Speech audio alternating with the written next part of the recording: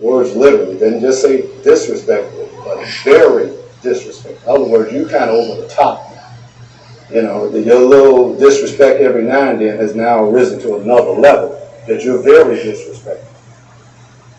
Comes home drunk and high and does not care of their responsibilities or work.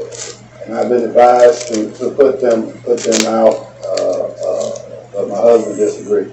Now, if it's creating a problem, and based on this, obviously it is. And if you talk to this adult child, now first of all, the parents need to come into agreement, first of all. Like I said, I'm not saying it's easy.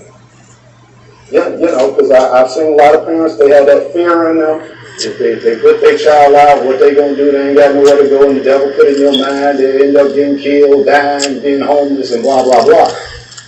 I preached a message years ago called, when helping you, y'all know it. When helping you is hurting me, it's time to let go. I think we still got them there. Them probably is on VHSs when I first preached it. But now, first of all, the parents have to get into agreement that you know, this let alone you were disrespecting this house, you were disrespecting us as parents, and this you disrespecting the rules of the house. Listen, you're gonna have to get it together. We're not gonna have this because you disrupting this house, you messing us up. We're not, especially if you're an adult, you're gonna have to get it together. If not, I ain't saying it's easy. You may have a tear in one eye, but you packing this suitcase, you're gonna have to. Hey, come on now. It might be tears in both eyes. Now, which is it gonna be? You or them? They stand there and mess up your marriage, mess up your house. I've seen parents get sick themselves because children just bringing chaos all in the family. Now, who do you choose? I choose me. I chose you while I was raising you. That's a message right there. I chose you when I was raising you. But you're an adult now. And now you're going to throw that all out the window and become very disrespectful. I now choose me. And I'm not saying it's easy. Like I say, tears may be running down your eyes.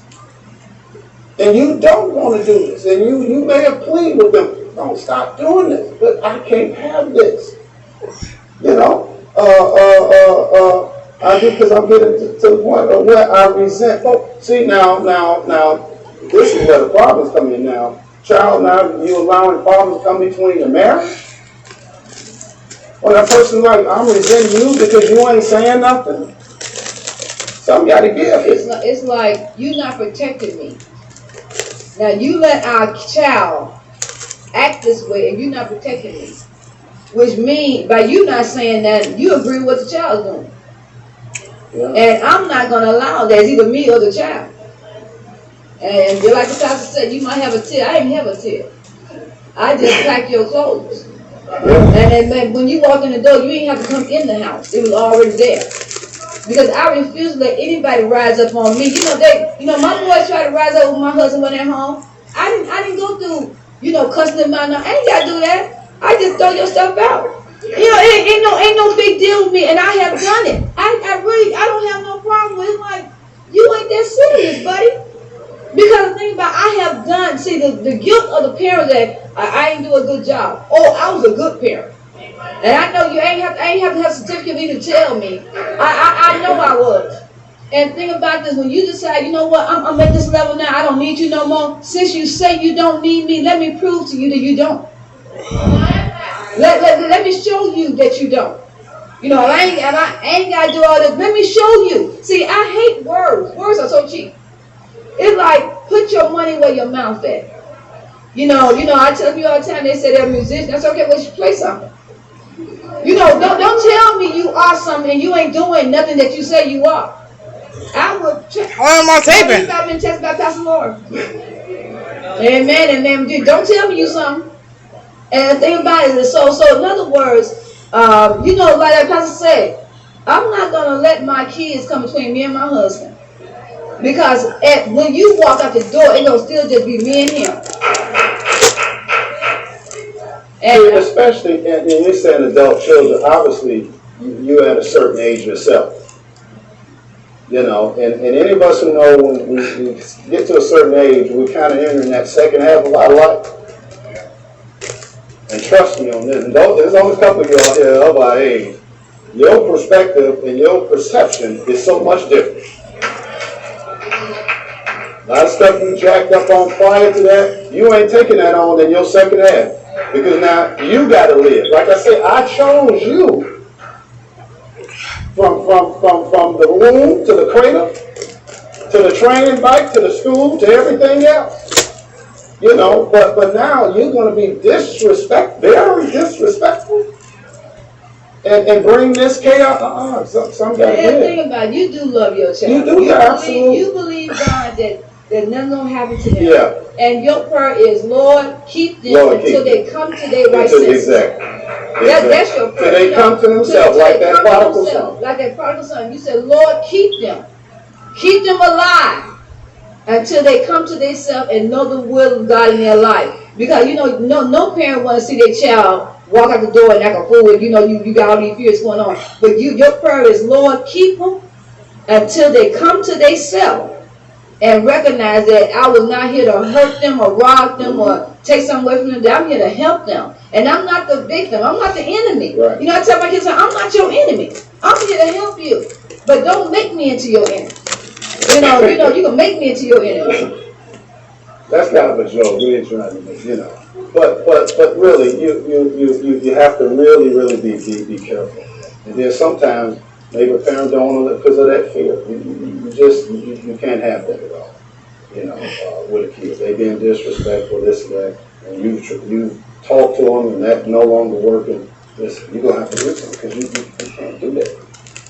You know, and let me even throw this out, because sometimes you're gonna have parents who taking that because maybe they were not the best parents. Don't let that guilt ride you either. See, I don't care who you are. No parent deserves disrespect from their child at no level. At no level. No child has an excuse to be disrespectful to their parent, even if their parent did not live up to par. You don't have to like it. You don't have to agree. You can be mad and you distance yourself if you want to. But you never have a right, under no circumstance, to disrespect your parent. Never. Never. I don't care if they didn't take you to the ball game. You do not have a right to ever disrespect your parent. Never. So you keep that in mind. And I say with some parents, because I know that there are some parents who will not, considered a good parent, and because they have their own issues and doing their own thing, and then they have this guilt. I know people like that. Parents with guilt let their kids get away with stuff because they feeling guilty because they were not there and they didn't do this and do that. You don't do that.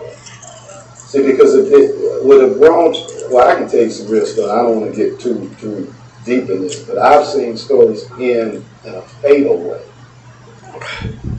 because of stuff like this. Y'all know what fatal means? All right, so you got to straighten that out. All right, any other Q&A? We got about 5 more minutes.